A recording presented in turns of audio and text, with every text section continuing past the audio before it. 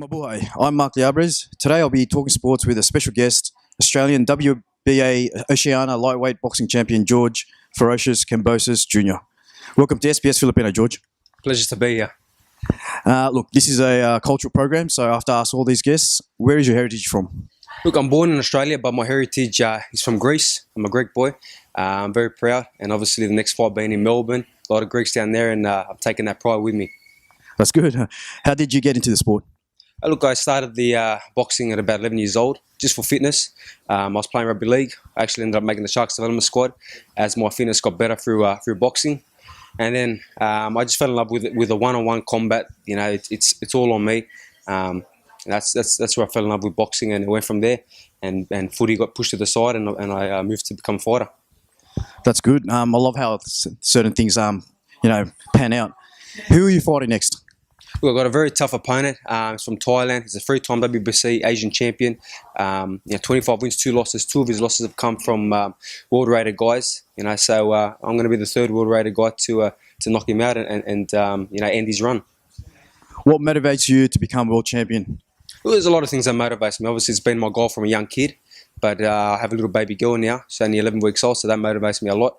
I've got a lot of fans, a lot of good fans, and they support me well. So, a good team, all that helps me and pushes me to the right direction, becoming a world champion. But it's deep down the desire in myself, the will of myself that I've had from a young kid to be world champion.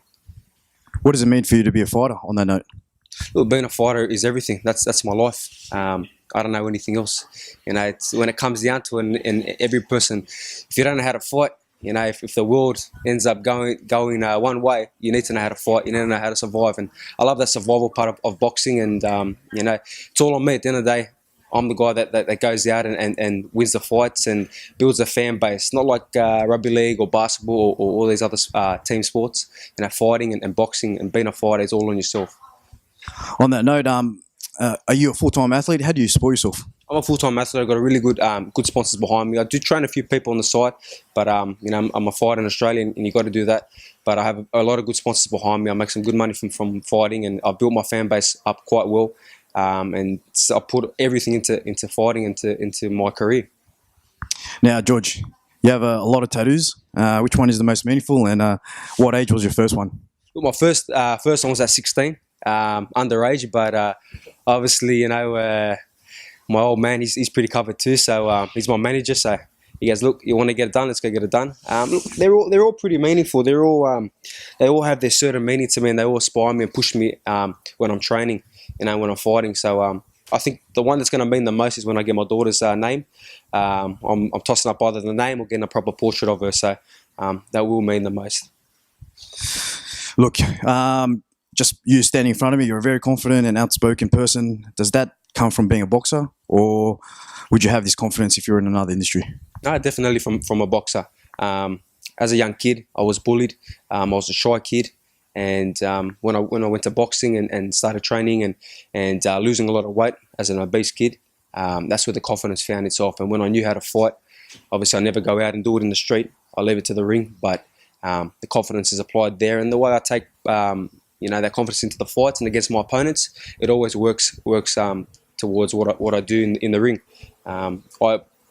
So much confidence comes out from me that it kind of affects the guys that I'm fighting, and they don't want to be there. They know that they've lost before the fight even happens. That's a Mike Tyson thing. Yeah. Similar to that style. Obviously, every great warrior, has that confidence about him, that aura about the way they present themselves. It's impressive. And speaking of your opponents, what separates you from all the opponents and future opponents that you might have? Look, my hard work. They can't match my hard work. The way I train, the way I'm so focused and dedicated to the sport. I'm a student of the game. I study day in, day out. I train 2-3 times a day. They can't match anything that I bring to the table. Okay, something lighthearted. What is the best boxing bout you have ever watched? Oh, look, there's so many great fights. It's hard to just pick one, but the old school fights. Muhammad Ali fights, Mike Tyson fights. Just as a fighter, and you love the game so well, it's very hard to just pick one fight. Do you lock yourself in a room like all the big boxers and the ones that made movies? Do you lock yourself in a room and just watch replays and replays of all the fights? Well, look, it's a little bit different technology now. I sit there on the phone and in bed and watch the fights, or I put it on the big screen, or I sit there with a few guys that love boxing and we just sit there and watch the fights, especially the big fights that pop up. So a little bit different to back in the day where they'd sit there and set the tapes up and watch it like that, like Tyson and stuff. Who was your favourite athlete growing up, and why? There's a lot of different athletes, obviously boxers, Manny Pacquiao, Floyd Mayweather, obviously got that rival, but love them both. Mike Tyson, Muhammad Ali, all these guys, they've all inspired me, not just one guy.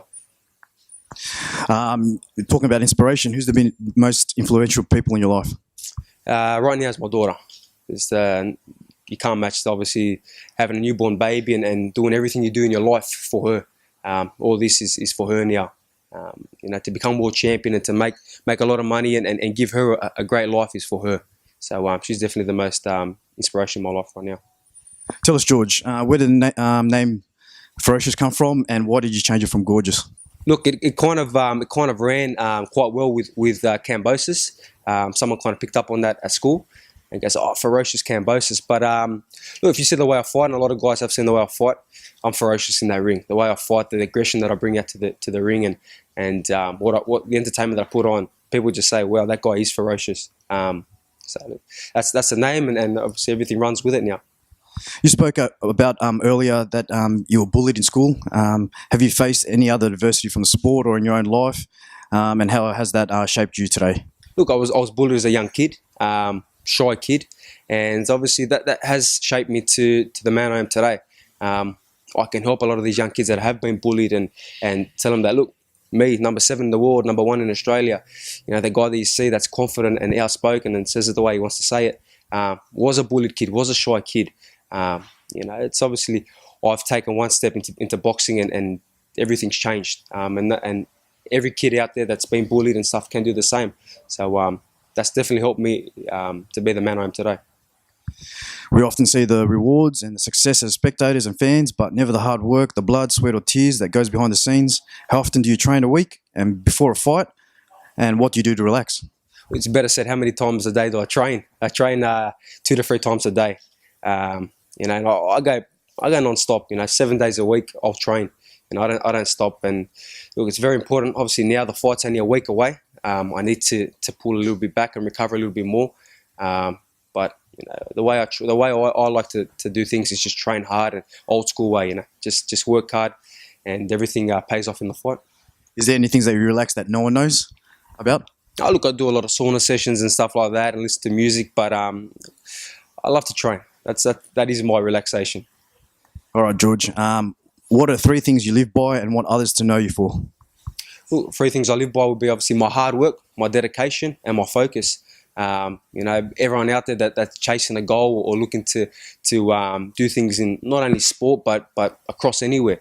You could be opening a new business. If you don't have that hard work and drive to push hard in your business or your dedication or your focus, it's not going to go well for you. And that's the way I've taken things into my boxing game and my career from a young kid.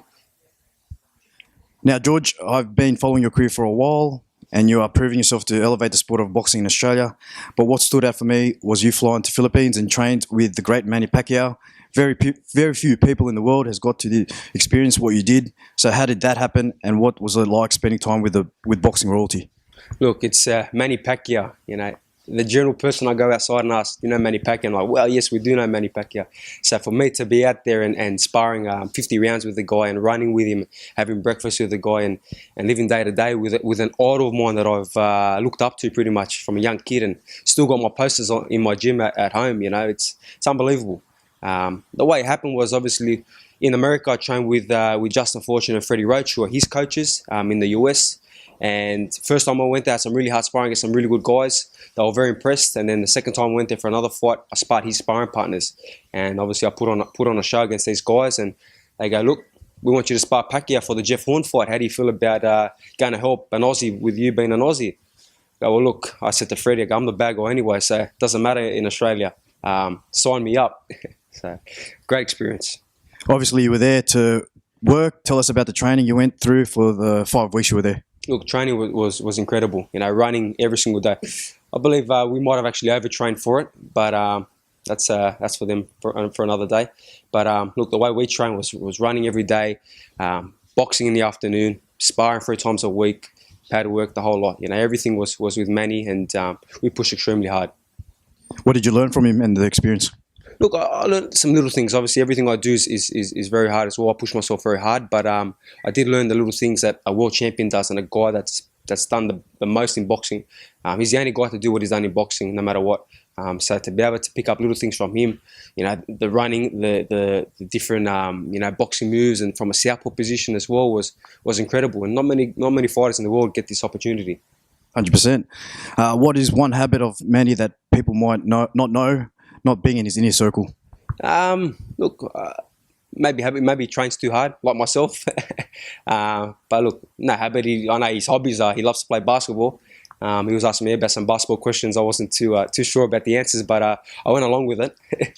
What was Coach Freddie Roach like, both as a trainer and as a person? Look, Freddie's good. I've known Freddie for a while now. Obviously, I train with them guys as well in the US when I'm there, and spend 5 weeks with the guys too. And he's got a lot of fun stories, Freddie. So heaps of knowledge from the guy. What did you think of the Philippines? Look, where we were, General Santos, a very poor place, but absolutely great people. The people took us in. Once they knew that we were sparring, obviously Senator Manny Pacquiao, it was unbelievable. They were very happy for us to be there, and photos and interviews, and they loved us like one of their own. Did you try any of the Filipino cuisine? Look, we did try some different foods. I can't really remember the names of the food, but there was a lot of beef. I know you guys love beef and a lot of rice. So thank God there was no fight in that time, because I did thicken up a little bit. George, can you please finish this sentence? Boxing is? My escape from reality. That's a different response. Thank you. Look, now, George, I have to ask the following questions to all my guests. Can you sing the national anthem of the Philippines? Did you learn it? Look, I know it. I don't know how to sing it 100%, but I know the way it kind of goes. So I've heard it so many times with many fights, all the big fights. So a little bit too hard to try to say the words, but it is a very beautiful national anthem. I wanted you to sing it, but yeah, a little bit hard. I know. All right, George. What advice would you give to any young athlete to inspire them to pursue a professional sporting career? Look, stay focused. You're going to have obviously hurdles in life and hurdles, trying to achieve your goals, but it's about, the person you want to be and the person you want to become in the sport. Stay focused, keep working hard, and you'll get there one day. You're hosting a fiesta at your home. 3 people, past or present, you would like to have as your dinner guests. 3 people, okay. Mike Tyson, Tupac, and put Biggie in there as well. Oh, that's interesting. Interesting mix out there. What would you serve these guys as food? Well, they've probably eaten everything. So me being Greek, I'd probably have to give them some Greek food or something like that. Nice. What is your favourite or first song you choose when it's time for karaoke? I'd probably go Eye of the Tiger. Nice. You can't beat the old school Rocky, Eye of the Tiger, pump you up, and as I'll probably be throwing a few punches while I'm singing it too. All right, George. Maraming salamat, which means thank you in Filipino. We look forward to hearing your future endeavours, and just we're backing you for this Friday's fight, and I hope to speak to you after your progress. Thank you, and appreciate all the support from the Filipino people, and obviously helping Manny Pacquiao when we're over there, and so nice to us as well. Thank you.